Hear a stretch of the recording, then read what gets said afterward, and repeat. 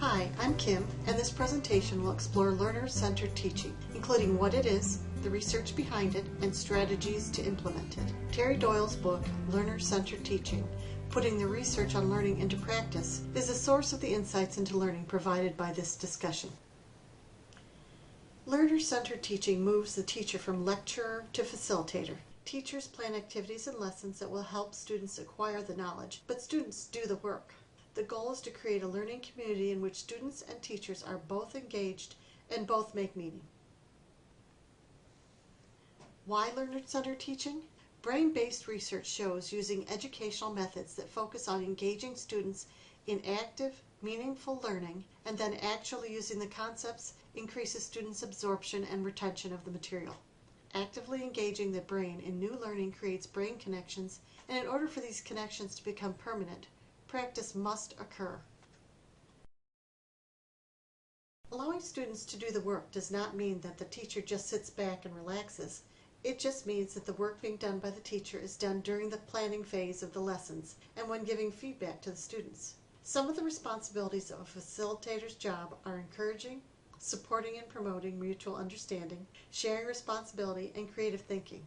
The facilitator is still the expert in the subject. He just changes how he shares his expertise. Our interactions with students can influence their learning. Teachers who treat their students with respect and convey the message that our goal is to teach each of them in a way that will be best for them will provide a positive and successful experience for the students. It is necessary to know our students, their goals, and the way they think in order to provide lessons that engage them. The learner-centered teaching method of education shifts the responsibility for acquisition of knowledge from the teacher to the students. When students become responsible for their own learning, it usually requires more time, effort, and attention from students and often results in their resistance. According to Carol Dweck in her 2006 book, Mindset, The New Psychology of Success, student mindsets fall into two categories, growth and fixed.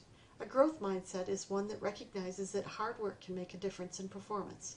Failure is seen as a learning tool and practice makes perfect. Students with growth mindset realize they can improve their abilities. On the other hand, a fixed mindset looks at intelligence as determining performance and success.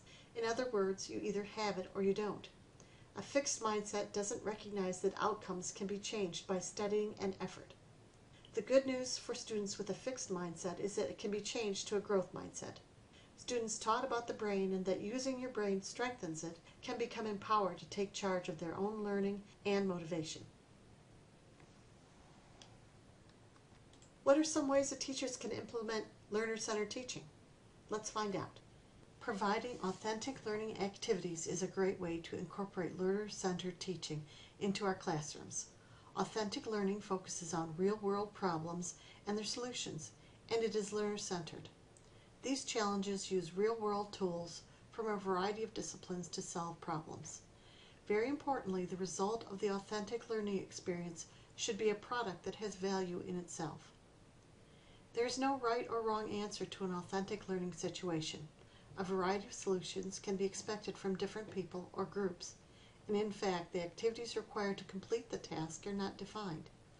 Students must determine for themselves what steps are necessary to complete the problem.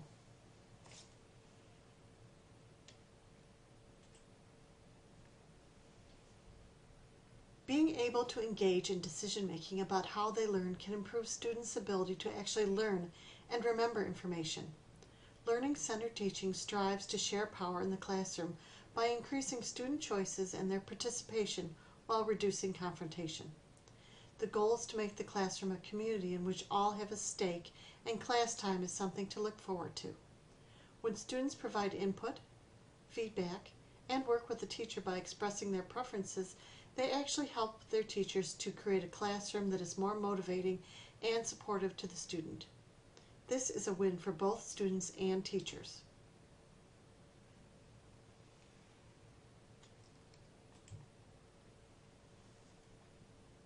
Student discussion can bring more meaning to the material and help facilitate student learning. In order for students to get the most from discussions, it is important to structure lessons so that students revisit the information from discussions either through practice or through application of their knowledge. Students must also be assessed and be held accountable for information gained through discussion, just like they would for learning gained through other methods.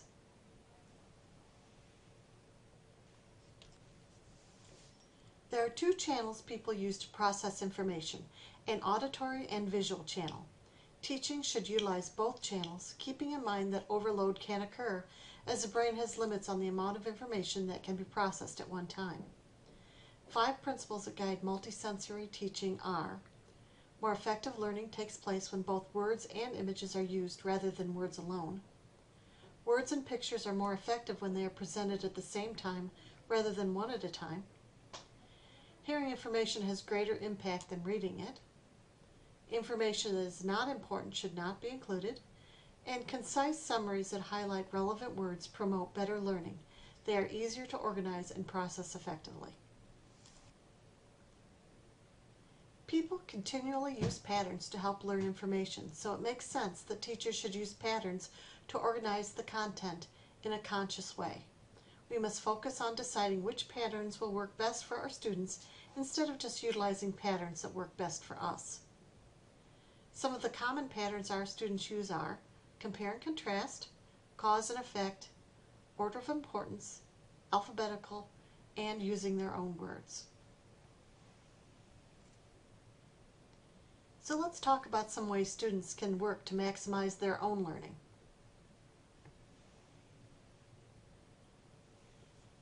Some ways students can work to improve their retention are: focus on the material and pay attention to what you are studying. No multitasking. Don't cram for tests. Space out studying to help cement information into permanent memory. Group ideas together for studying. Use mnemonic devices. Rehearse and repeat information. Link information to things you already know. Create pictures of information in your head. Teach the information to someone else. Pay specific attention to material from the middle of class. It is not as easy to remember. And breaking up and changing study routines can help you remember.